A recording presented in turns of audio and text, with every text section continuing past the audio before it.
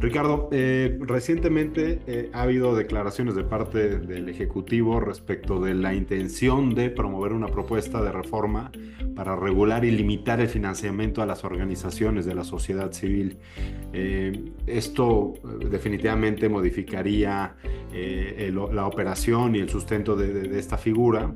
Y aludo a tu liderazgo dentro del CEMEFI y este interés que tienen desde el CEMEFI para el tercer sector.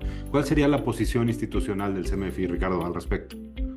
Mira, primero, respecto de lo que se dialogó en esta conferencia que se tiene que regular, que es básicamente la información de los recursos que se reciben, de cómo se erogan y del uso de los mismos, regular tanto la información como asegurar el destino de los mismos para los fines que se prevén, es en realidad un tema que ya está regulado.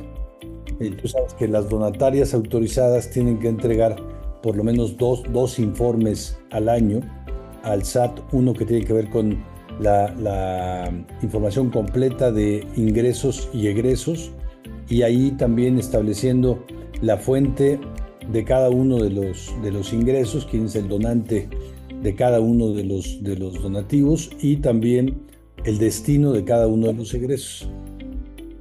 Eso ya lo hace directamente el SAT. También se allegan por parte de cada una de las donatarias autorizadas de un informe de transparencia sobre las actividades y el trabajo que se hace desde las organizaciones. Entonces, 2 veces al año lo recibe, el SAT lo analiza, y si se cumple con todos los requisitos que establece la ley de impuestos sobre la renta, el SAT hace que permanezca el permiso para ser donataria autorizada o revoca la autorización, en su caso. Hay 600 organizaciones casi, por ejemplo, que acaban de ser revocadas, ¿no? Y eso entonces tienen que cumplir de nuevo con el informe de transparencia, entregar toda la información correspondiente y podrán recuperar en su caso la autorización. Pero la regulación está por parte del SAT, pero además cuando un donativo viene del extranjero o tiene un monto mayor a como 175,000 pesos mexicanos, tiene que informarse a la unidad de inteligencia financiera, cada uno donativo por donativo. Esta unidad recibe la información y tiene que recibir la información a detalle de la fuente o la persona que da el financiamiento. Si es una persona física, nos piden la dirección fiscal, el CFDI de la persona, la cédula de identificación fiscal de la persona, los datos la información de su cónyuge, también la cuenta bancaria de donde viene el recurso, etcétera. Si es si es un donativo de una persona moral, igualmente todos estos datos, la información del representante legal, también la información de la cónyuge del representante legal, el cónyuge en su caso, y si es de un organismo internacional, también toda la información del organismo internacional. Entonces está digamos, resuelto por parte de la autoridad, y además la información es pública, no la de la UIF, no la publica la UIF, pero sí la del SAT, la información que recibe cada una de las 10,500 donatarias autorizadas que existen en el país, donativo por donativo. Entonces, lo que no sabemos es que en esta propuesta de regulación de la información, ¿qué más se puede pedir para regular? Hay también una información adicional que hacen muchas organizaciones, la mayoría, no la mayoría de las donatarias, pero la mayoría lo hacen donatarias autorizadas, que son las auditorías contables y fiscales, ¿no?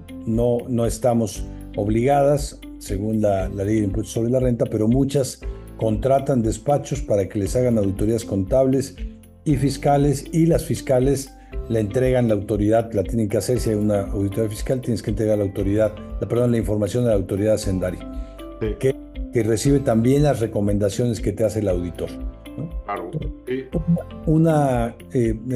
Termino con esto. Una organización civil está mucho más regulada que cualquier empresa en términos del cumplimiento de sus obligaciones fiscales, y que cualquier institución pública también. Sí. Pero además, la información que tiene que otorgar es información pública y que está en la web, a la vista de todo el mundo. Hoy existe regulación, por lo que planteas, en términos económicos, de operaciones, y me parece que también es claro que esta propuesta o esta intención brota de un tema controversial, ¿no? Respecto de una organización en lo particular, y de ahí emanan otras cosas. Sin embargo, hay que decirlo, hay una regulación, debe haber cumplimiento, pero Ricardo, como todo lo que se hace bien puede ser, o bueno, suponiendo que se hace bien, puede ser mejor.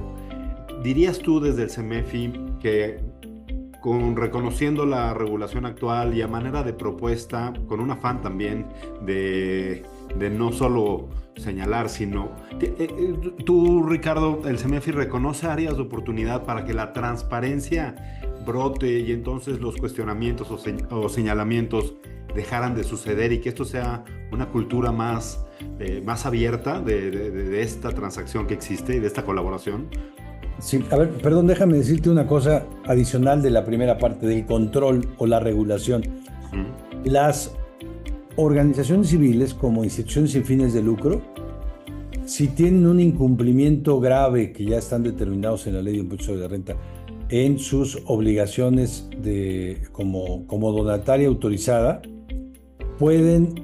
la autoridad tiene la posibilidad de quitarles en su totalidad el patrimonio institucional. Entonces, tú incumples, te pueden quitar todo el patrimonio físico, financiero de una organización, y darlo a otra institución sin fines de lucro. Eso no sucede para ninguna empresa. Claro. Las empresas, cuando incumplen, tienen multas, embargos, si hay multas, actualizaciones, recargos, hay embargos, pero nadie te puede quitar totalmente el 100% del patrimonio institucional. Eso existe para las donatarias autorizadas, y es algo que las donatarias saben, no lo discuten. Por eso el nivel de cumplimiento de las donatarias es muy alto. Nadie quiere poner en riesgo el patrimonio, poco o mucho, que tuviera para su trabajo, ¿no? Cuando se habla de mejorar el control o la información sobre el origen y el destino de los recursos, no sé qué más se pueda pedir. La verdad, no sé qué más se pueda pedir. Dirías tú, entonces, hay una oportunidad de levantar el perfil de la transparencia más bien proactiva, y que se sepa, más allá del cumplimiento, que se haga una cultura para reconocer lo que una organización y sus donantes hacen. Eso hay que hacerlo, hay que hacer trabajos también, incluso para que se sepa ampliamente, digamos, cómo las organizaciones hacen un trabajo no solo para beneficio de grupos de la población socialmente carenciados, digamos, de mil formas, sino también para coadyuvar y en algunos casos sustituir la acción gubernamental. Coadyuvar, por ejemplo, las áreas naturales protegidas en el país son instituciones públicas, tienen una figura de institución pública, pero el financiamiento y muchas veces directamente la operación para la gestión del cuidado de un área natural protegida es de organizaciones civiles. Tienen que recaudar su dinero, pasar por todo este proceso, recibir dinero del extranjero también, y con eso financiar las áreas naturales protegidas, programas de conservación, etc. Eso es uno de muchos ejemplos de donde coadyuvan con las tareas de la autoridad. Uno, donde se sustituye, por ejemplo, los niños y niñas que carecen de cuidados parentales, que no tienen familias. La legislación de asistencia y la legislación de derechos a la niñez dice que tienen que estar en centros de asistencia social, que son los que tienen las autoridades municipales, estatales, federales. 90 y un poco más del 90% de los niños en el país que están en esta situación están a cargo de organizaciones civiles, no de autoridades. Y hay una autoridad que es la encargada de hacer esto, que es el Sistema Nacional DIF. El Sistema Nacional DIF tiene más de 2,000 instituciones, porque hay un DIF casi en cada municipio, y hay los DIFs estatales y el federal. La totalidad de estas 2,000 instituciones tienen presupuesto público y atienden a menos del 10% de los niños que carecen de cuidados parentales.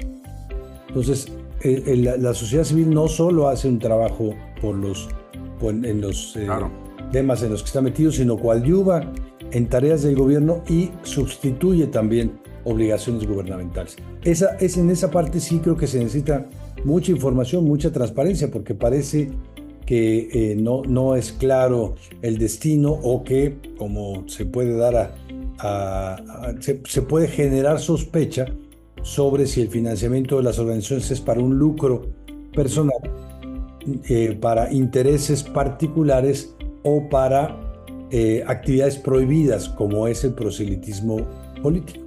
Sí, una última pregunta, Ricardo, un tanto cruzada. Pareciera entonces que debiera haber al calor, ¿no?, de las declaraciones, una reconciliación entre el tercer sector y el gobierno, en donde cada parte cumple de manera colaborativa con un fin común. Sin embargo, también un punto destacado con estas declaraciones tiene que ver con el fin de esos recursos, que al final les pareciera que es una distracción, ese recurso fiscal, destinarlo a una organización en vez de que entre a las arcas que conforman el presupuesto federal, ¿no?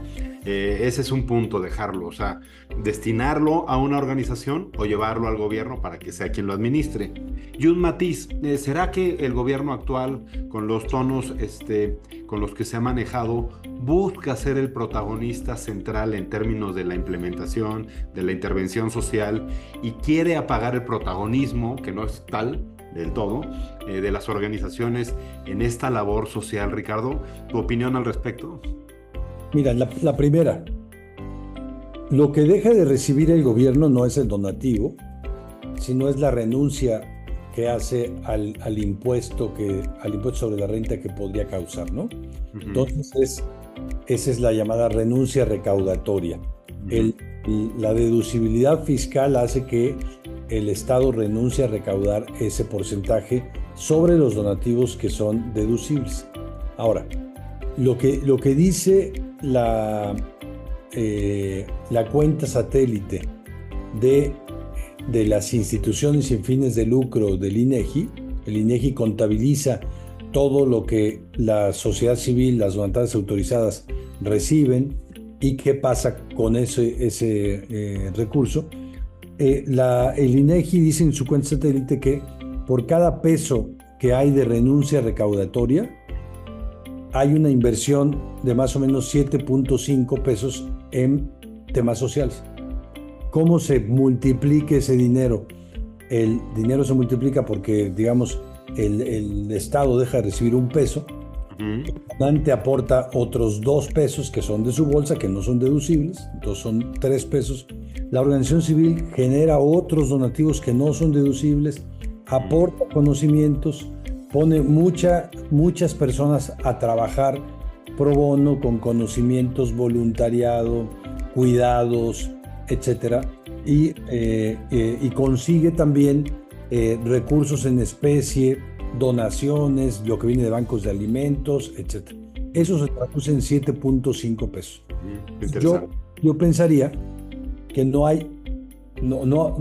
debería de haber ninguna actividad pública en donde el gobierno ponga un peso y se inviertan 7.5 pesos en la sociedad.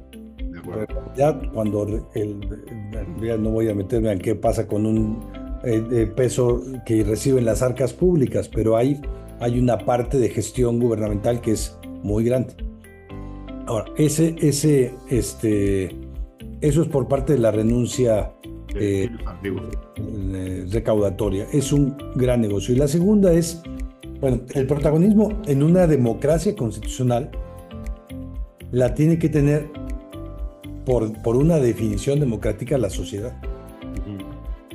No cada una de las instituciones o un sector en particular, no solo el empresariado, no solo la academia, no solo los organismos intermedios de mil formas, no solo las iglesias, no solo las organizaciones civiles, pero la tiene que tener la sociedad. En México está formado de la sociedad y la autoridad regula la vida de la sociedad, ¿no? Entonces, yo creo que lo más importante para una democracia es que crezca lo más posible la fuerza de una sociedad. Y está, eso sí, muy claro, en donde en todos los países, ahí los nórdicos a la cabeza siempre, en donde hay mejores condiciones para la asociatividad, mejores incentivos gubernamentales para la asociatividad, mejor cuidado y respeto de todas las formas legales, evidentemente, de asociatividad ciudadana, son los países que tienen mejor índice de seguridad, menos índice de corrupción, mejor nivel de democracia, mejor nivel educativo, mejor nivel de ingreso, mejor nivel de productividad, mejor nivel de sistema de bienestar, etcétera, ¿no? Hay una relación ahí directa, es una relación en donde es una relación causa-efecto directa. Entonces me parece que cualquier gobierno democrático lo que tiene que hacer es apostar a que haya cada vez más organización ciudadana. Ponerte un ejemplito que no es tan pequeño, pero tú sabes que Oaxaca tiene el segundo lugar, en número de organizaciones civiles legalmente constituidas por número de habitantes, proporcional, después solo de la Ciudad de México. Tiene más asociatividad que Nuevo León, o que Jalisco, o que el Estado de México, pero además tiene posiblemente un número mucho mayor de formas de asociación no legalmente constituidas. En Oaxaca se organizan para la fiesta, para el entierro, para el cuidado de la siembra, para la mula, organizan el tequio, la mano vuelta, etcétera, ¿no? Por eso pueden funcionar casi 500 gobiernos de usos y costumbres, porque están totalmente organizados. Saben a quién le toca el cuidado del drenaje de qué calles dentro de 2 años y medio. Y saben en dónde está esa persona que vive en tal condado de Estados Unidos y que dentro de 2 años y medio va a venir a dar un año de servicio a eso, ¿no? Hay una gran capacidad asociativa en Oaxaca. ¿Cuál es la diferencia teniendo el nivel de pobreza que tiene con el estado de Guerrero? En el estado de Guerrero no hay capacidad asociativa, ¿no? La violencia lleva décadas ahí, la incursión del crimen organizado en Guerrero es terrible, la desigualdad es terrible. En Oaxaca hay mucha pobreza, pero no hay tanta desigualdad, y Guerrero tiene formas de desigualdad pavorosas. Y por el otro lado, en la otra frontera, está Chiapas, que tiene una gran capacidad asociativa, pero mucho más clientelar, mucho más cooptada por distintos grupos de distinto tipo durante toda la vida, y los problemas de desplazamientos y los problemas de violencias llevan ya décadas, ¿no? Y en las últimas semanas hemos visto los chiapanecos están teniendo que desplazarse hacia Guatemala. ¿Qué diferencia hace, ya no para hablar de los países nórdicos, la capacidad asociativa de Oaxaca contra la debilidad asociativa de Chiapas, o de alguna forma manipulada capacidad asociativa la primera de Guerrero o la de Chiapas? Eso ayuda a la situación que vive el estado de Oaxaca, ¿no? Que podría ser un polvorín, claro, como los otros, ¿no? Sin duda, Ricardo. Creo que te escucho, te agradezco la ilustración, porque sí explicas. Y creo que refuerzo, ¿no? Ricardo, la necesidad de que hay regulación, cada vez se podrá hacer mejor, pero quizá la necesidad de cada vez hablar más de estos temas, reconocer a los actores, hacer a la sociedad como el protagonista en sus diferentes formas, y también reconocer naturalmente y conocer cada vez mejor también cuál es la labor del gobierno, ¿no? Y del Estado como regulador, ¿no? Para que haya una armonía y vamos, hacia un bienestar, ¿no? Ricardo, ¿algún comentario final que quieras agregar, Ricardo? Sí, que hay una obligación vigente que establece la ley de fomento a las actividades de las organizaciones de la sociedad civil. Esta ley básicamente lo que dice es las actividades de las organizaciones, las que te mencioné, digamos, fortaleza del tejido comunitario, cuidado de las especies, cuidado de la niñez, construcción de casas, ayuda humanitaria en desastres, las miles de actividades son claramente de interés público, ¿no? No son de interés privado, son de interés público. Cuando una organización recibe una autorización para la donataria autorizada, es porque la autoridad ya certificó, no es porque la organización solicitó, es porque la autoridad certificó que sus actividades son de interés público. ¿Cómo lo certifican? Pues si tú haces actividades de asistencia, tú tienes que ir al DIF nacional, o tienes que ir al DIF estatal, o tienes que ir a la Secretaría de Bienestar a pedir que te hagan una acreditación de tus actividades. La autoridad investiga y cuando investiga te da una carta y te acredita que tus actividades son de interés público. Con eso tú vas a la donataria autorizada, a pedir la donataria autorizada. A ver, pero ¿qué pasa?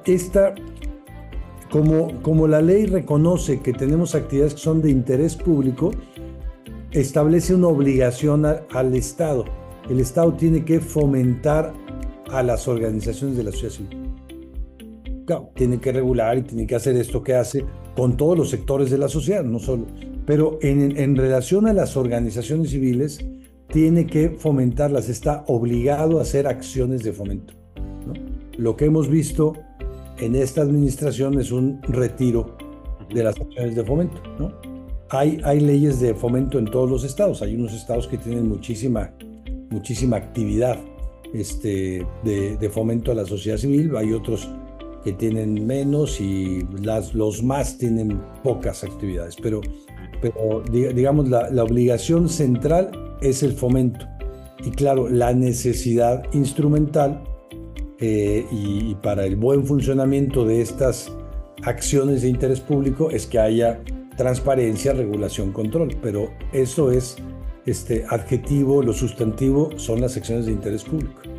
Quizá veamos surgir nuevas organizaciones del tercer sector para atender este nuevo reto que el propio tercer sector tiene, que es hablar y comunicar y proyectar con mucho más carácter la labor del tercer sector en un país como este. Ricardo, no tengo más que agradecerte que ilustres, que tengas la disposición y pues hasta pronto para seguir platicando de este y otros temas, si te parece.